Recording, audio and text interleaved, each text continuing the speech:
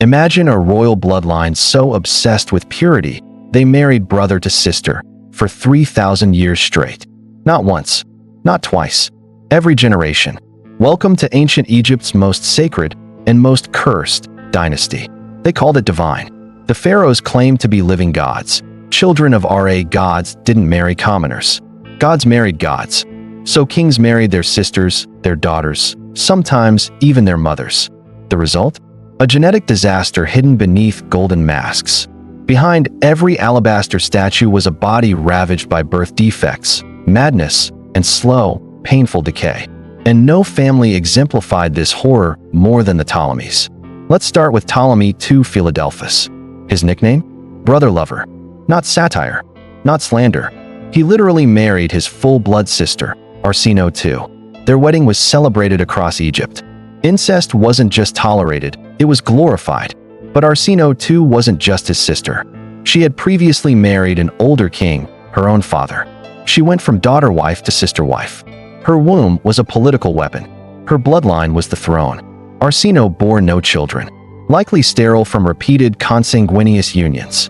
But that didn't stop the pattern. The next generation followed suit. The family tree was starting to look like a noose. Then came Ptolemy IV, born from sibling marriage. He married his sister, Arsinoe III. Their child? A mentally unstable, physically weak boy who died in his teens. But Egypt was addicted. Power was trapped in the blood, and so was disease. Modern geneticists call this pedigree collapse.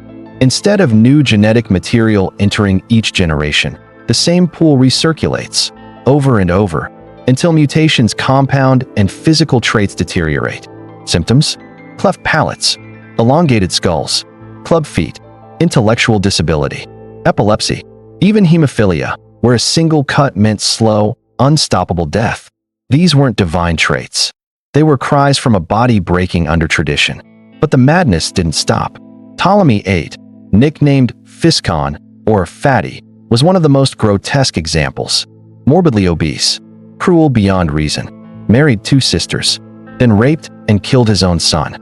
It was said Ptolemy VIII sent his murdered son's dismembered body in a box to his mother, his wife, on her birthday. This wasn't just royal drama. It was genetic psychosis feeding on absolute power. By the time Cleopatra VII was born, her lineage was a genetic minefield. She too married her younger brother. Twice. Once when she was 18. Again when she was 22. Each time, the husband mysteriously vanished. Poison? Knife? No one dared ask. Cleopatra's son with Julius Caesar, Caesarion, was raised as the living image of divine fusion. Roman ambition meets Egyptian godhood. But when Octavian conquered Egypt, he had Caesarion strangled. Too many Caesars is dangerous, he said. But perhaps the most disturbing legacy lies not in their crimes, but in their bodies. CT scans of royal mummies reveal stunted growth, bone deformities, dental abscesses, fused vertebrae, and elongated skulls, a common trait among incest dynasties. Why elongated skulls? No, not aliens. That's the result of craniosynostosis, a condition where the skull bones fuse prematurely, frequently linked to inbreeding. The crown sat atop a fractured mind and a broken skull. And these weren't isolated cases. DNA testing of Tutankhamun, who lived over 1,000 years earlier, shows he was the child of a full sibling union. His health? A disaster. Cleft palate, club foot, malaria, likely walked with a cane, if he could walk at all. The royal tombs didn't hide gods. They hid victims of divine ideology turned biological horror. The worship of purity had led to the worship of pain. In their hunger to keep power in the family, Egypt's rulers turned themselves into human experiments. They weren't preserving divinity. They were amplifying defects. Their temples proclaimed immortality. Their statues portrayed perfection. But the corpses tell a different story of swollen skulls, fragile bones, rotting gums, and minds lost in madness. The genetic data doesn't lie.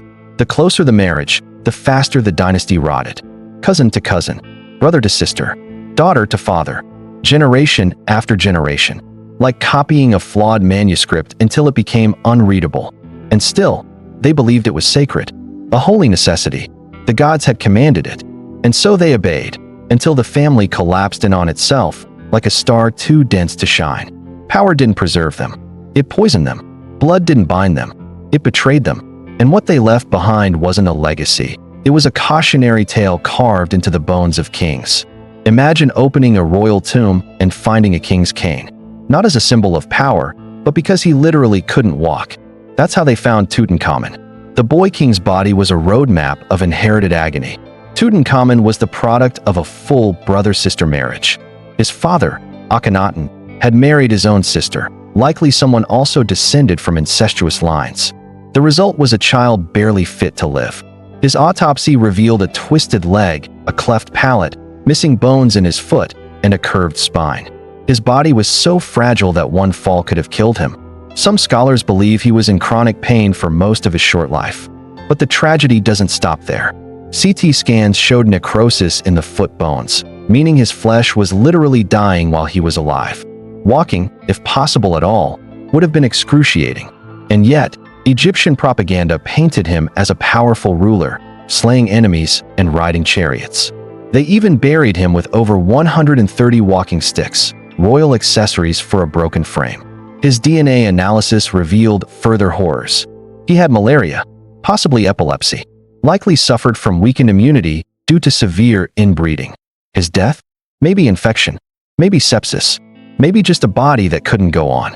But Tutankhamun wasn't alone. The pharaohs of the 18th dynasty were riddled with similar traits. Akhenaten himself was depicted with feminine hips, a distended belly, and an elongated skull. Some believed it was artistic style. Others suspect genetic mutation. His daughters? Several died in infancy. Others are barely mentioned. One, Incest married her own father, and then her brother, Tutankhamun. Her fate? Uncertain. Her body? Never found. Across generations, Egypt's obsession with divine bloodlines left behind a graveyard of deformed royals. But it wasn't just the body that suffered. It was the mind. Let's revisit Ptolemy VIII Physcon, remembered as one of Egypt's cruelest kings. He wasn't just overweight. He was paranoid, violent, and erratic. Some historians suspect schizophrenia or bipolar disorder, conditions with higher prevalence in inbred populations. His reign was a nightmare. He had scholars dismembered, pregnant women executed. One account says he had his enemies' children publicly tortured just to watch the mothers suffer. Madness cloaked in ceremony. Then there was Cleopatra too, his sister wife. At one point, she revolted and ruled against him. So what did he do? He took their son and killed him, dismembered the boy, and sent his remains to her on her birthday. These were not isolated fits of rage. They were sustained, systemic acts of cruelty, born of brains corrupted by generations of incest and isolation. The royal palace had become a madhouse of incestuous violence. And it wasn't just Egypt. Across the ancient world, inbreeding among royalty often led to madness. But Egypt's record is unusually long, detailed, and biologically preserved. The gods they worshipped had turned their bodies into living warnings. Even the famed Cleopatra VII was a product of this genetic roulette. Though beautiful and charismatic, she was surrounded by siblings who mysteriously died young, were exiled, or simply vanished. One brother was likely drowned in a palace pond. Modern researchers analyzing the Ptolemaic dynasty estimate a coefficient of inbreeding between 0.25 and 0.40. For context, 0.25 is what you get when your parents are full siblings. That's how many of Egypt's rulers began life. High inbreeding coefficients don't just cause visible defects, they also affect cognition, lower IQ, mood instability, increased risk for autism spectrum disorders. The palace wasn't just collapsing physically, it was decaying intellectually. Many royal decrees during this period became irrational or contradictory. Wars were declared, then abandoned. Political enemies were created without reason. Even temple construction grew erratic, some half-built, some lavish, some forgotten entirely. And yet, despite the visible suffering, despite the broken children and bloody succession wars, they never stopped. The ideology of divine blood was stronger than medicine, science, or compassion. It wasn't until the Roman conquest that the cycle truly ended. When Octavian took Egypt, he absorbed the last of the line, Caesarion, Cleopatra's son. But fearing his symbolic power, Octavian had him killed. It was the final purge of a bloodline so poisoned by its own purity that it could no longer survive. Rome offered no room for kings who couldn't walk or think straight. Historians call it a tragedy. Geneticists call it inevitable. When you copy the same blueprint over and over, the structure weakens. When that blueprint is a human being, the results are horrifying. And the Egyptian royal tombs are filled with those results. Twisted femurs, fused skulls, infant skeletons with no names. They weren't just monuments. They were mausoleums of madness. But perhaps the most chilling part? This wasn't an accident. It was a policy, a state ideology, a spiritual requirement. Marrying outside the family wasn't just forbidden, it was sacrilege. So generation after generation, Egypt's rulers looked into the eyes of their sisters, their daughters, and saw duty. They didn't just pass on power, they passed on pain. And today, as modern science reopens these graves and reads the genetic code etched into ancient bones, we are learning just how much suffering was required to uphold a lie. The lie that divinity required incest. What they called purity was really entropy. What they believed was divine was a biological trap. And what they left behind wasn't godhood, but genetic ruin. By the time Cleopatra VII rose to power, the Egyptian royal family was on the verge of collapse. Not because of war, not because of rebellion, but because it had spent too long breeding with itself, and it showed. Cleopatra's lineage was already steeped in incest. She was the product of several generations of sibling marriages. Her father, Ptolemy XII Auletes, married his sister. Her grandfather did too. It was an endless loop. She was brilliant, multilingual, politically astute. But her brothers? Fragile, immature, easily manipulated. And yet she was forced to marry them. Twice. Once to Ptolemy XIII, then to Ptolemy XIV. Both died mysteriously. Some say Cleopatra poisoned them. Others say it was palace intrigue. But the truth may be simpler. These boys weren't built to survive. Inbreeding had produced mentally and physically weakened heirs. Ptolemy XIII drowned during a battle against Julius Caesar. He was just 14 years old. Reports suggest he panicked and tried to flee across the Nile, only to drown in his own fear. A king reduced to a child running from war.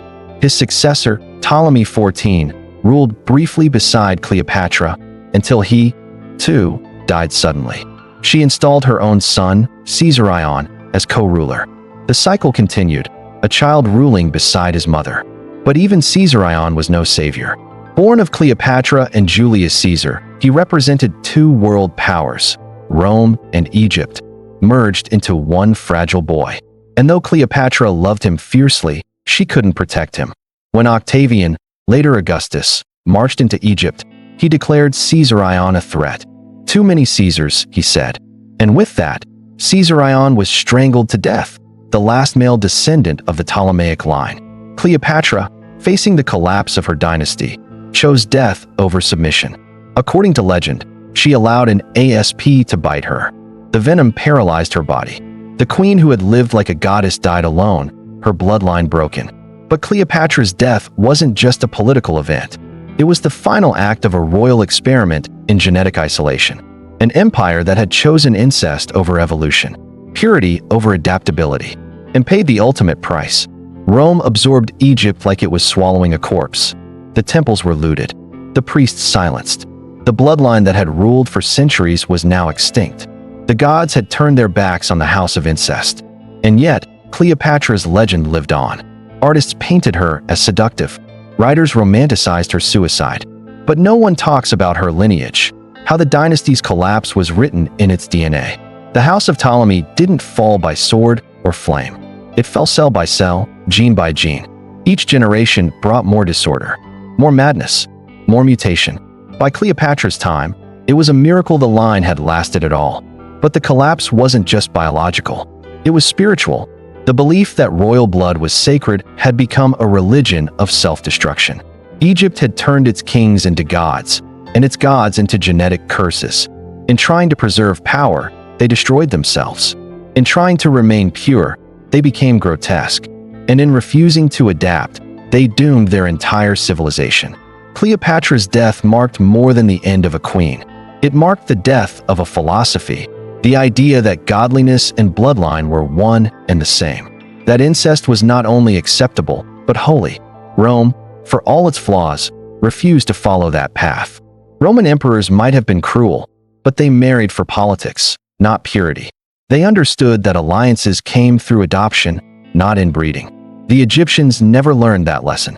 Or if they did, it came far too late. The line had already collapsed in on itself, like a tower built on rotting bones. And today, as we examine the artifacts, read the inscriptions, and analyze the DNA, we see the final result of 3,000 years of incest. A once great civilization undone not by enemies, but by its own worship of the bloodline. We remember Cleopatra for her love affairs, her beauty, her death, but the real story is darker. She was the last of a doomed experiment in royal perfection, an experiment that ended in madness, murder, and extinction. Behind every gold statue, every painted tomb, every romantic myth, lies a body broken by the weight of its own ancestry. The royal family tree had become a closed circle, and it strangled itself.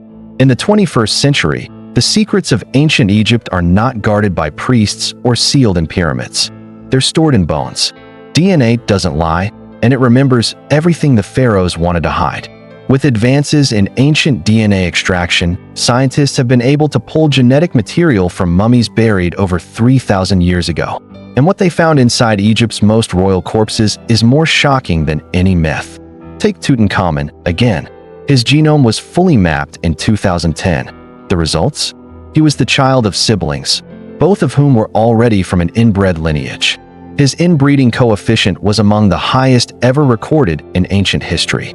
This means his gene pool was incredibly narrow, so narrow that recessive diseases had no chance to hide. They expressed themselves loudly: cleft palate, club foot, scoliosis, fragile bones, compromised immunity. A body born to fail. His father, Akhenaten, also showed signs of skeletal abnormalities: feminine hips, elongated skull, spinal deformities. These were once dismissed as artistic style. Now we know better. They were symptoms. And it wasn't just the 18th dynasty. Mummies from the Ptolemaic period, when Cleopatra ruled, are being tested too. Though preservation varies, early findings suggest similar patterns: limited gene diversity, physical frailty, high child mortality. But genetics doesn't just uncover what happened. It explains why it happened, and how the ideology of incest rewired Egypt's elite. Inbreeding isn't just a taboo, it's a biological ticking time bomb. Here's how it works. Every person carries recessive mutations, genetic errors that don't affect us unless inherited from both parents. When you marry someone unrelated, the odds of shared mutations are low. When you marry your sister, the odds spike. The result? Birth defects, mental illness, autoimmune disorders. And in the royal family, these mutations stacked, generation after generation, until the body simply gave up. In modern terms, we call this pedigree collapse, where a family tree folds inward. The branches stop spreading. Instead of growing outward, it forms a loop. The same genetic data circulates again and again until error overwhelms function. Ancient Egypt had created a closed-loop genome, a genetic echo chamber. And because they believed their blood was divine, they refused to break it. That refusal became their ruin. Modern geneticists have compared the Egyptian royal line to other inbred dynasties, like the Spanish Habsburgs. And while the Habsburgs produced deformities and infertility, the Egyptian royals started breaking down much earlier. The reason? Duration. Egypt practiced incestuous monarchy for over 1,500 years, more than any other civilization. It wasn't an anomaly. It was a national institution. Even today, in rural regions with high cousin marriage rates, we see echoes of what Egypt faced: high infant mortality, cognitive delays, increased rates of congenital heart disease. Now imagine that multiplied by centuries. And yet, there's another twist. Not all inbreeding is visible. Sometimes, the damage hides in the brain, affecting temperament, memory, learning ability, which might explain why many late-stage pharaohs were paranoid, violent, or mentally unstable. Historical accounts describe Ptolemaic kings as irrational, superstitious, and cruel, killing family members for imagined betrayals, seeing omens in dreams, weeping in public, then ordering executions. Science now tells us these weren't just bad leaders. They were genetic tragedies. Their very brains may have been warped by generations of inbreeding, making clear thought impossible. One study even suggests that incest among royals became a form of genetic bottlenecking. The stronger, Healthier individuals were born outside the royal line, but they were barred from power. Meanwhile, the weak inherited the throne. In trying to preserve their greatness, they preserved only weakness. They created a dynasty where power was hereditary, but strength was not. And while statues and temples showed perfection, the real Egypt was crumbling from the inside out. Its rulers died younger, thought slower, ruled worse. And eventually, they could no longer hold the empire together. In the 21st century, forensic anthropology confirms it. Bones don't lie, nor does mitochondrial DNA. These are the silent witnesses to Egypt's downfall, and they're telling us a truth far uglier than the legends. Even modern descendants of ancient Egyptians show traces of this legacy. Though diluted now, certain genetic markers of royalty persist, clues to the closed-loop mating practices of antiquity, which raises a chilling thought. How much suffering was endured to preserve a lie that godhood ran in blood, that family was purity, that incest was holiness. Modern genetics now teaches us the opposite. Evolution thrives on diversity. Survival depends on mixing, adapting, mutating. Egypt chose stagnation and paid in generations of broken bodies and shattered minds. History loves to glamorize Cleopatra, to paint the pharaohs in gold and glory. But beneath the myth lies a truth we rarely confront. Egypt collapsed not just from outside invasion, but from internal genetic decay. The legacy of the most inbred rulers in history isn't a warning about Egypt alone. It's a mirror held up to any society that confuses purity with strength or isolation with immortality. Let's not forget, Egypt was once invincible. For centuries, it stood unchallenged. Its gods ruled the desert. Its kings built wonders the world still marvels at. It should have lasted forever. But no empire is stronger than its own biology. The obsession with divine blood created an empire that couldn't evolve. Every generation was built from fewer and fewer genes. Power stayed in the palace, but adaptability didn't. Eventually, the line snapped. And when it did, it didn't explode, it imploded. Kings couldn't think clearly. Heirs couldn't survive infancy. Wars were lost not by the sword, but by the failure to adapt. What makes Egypt's story tragic is that it was preventable. There were signs, infant deaths, deformities, madness, and yet the priests said it was holy. The people believed it was destiny. So the royal womb kept turning out sacrificial children. We know now that this isn't just history, it's science. The more closed your genetic system becomes, the more fragile it becomes.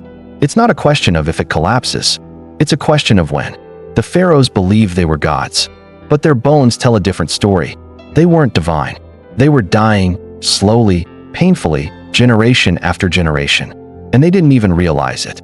This makes Egypt not just a fallen empire, but a biological cautionary tale, one that echoes through every monarchy, every bloodline-obsessed culture, every society terrified of outsiders.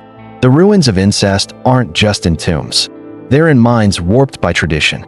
Systems built to protect purity always end up collapsing under their own weight.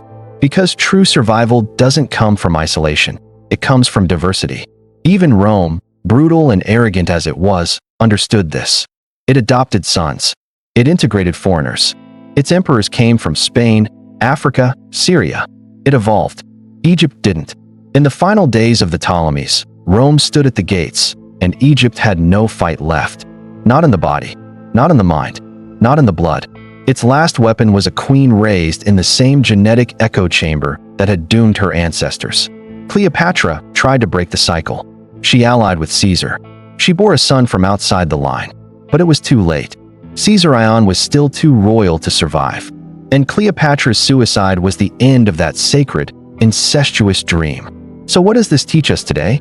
It teaches us that ideologies can rot just like genes, that traditions, no matter how sacred, must evolve or die, that the price of purity is often paid in the broken bodies of the next generation. Look at any empire that glorified bloodline over merit, and you'll find echoes of Egypt. Broken kings, dying children, a legacy no statue can redeem. Even now, modern monarchies tread carefully. European royals, once fiercely intermarried, have largely abandoned cousin marriages. The Spanish Habsburgs fell for the same reason Egypt did: a chin too long, a jaw that couldn't close, and an heir that couldn't live. Today, we admire ancient Egypt's grandeur. but we should fear its logic. The temples, the gold, the hieroglyphs, they hide a horror that pulsed beneath the marble. The slow, calculated erosion of a dynasty from the inside out. Not by war, not by betrayal, but by genetics, by a choice made again and again, to marry the sister, the daughter, the niece, to preserve the throne at the cost of the child, to choose tradition over health and godhood over humanity.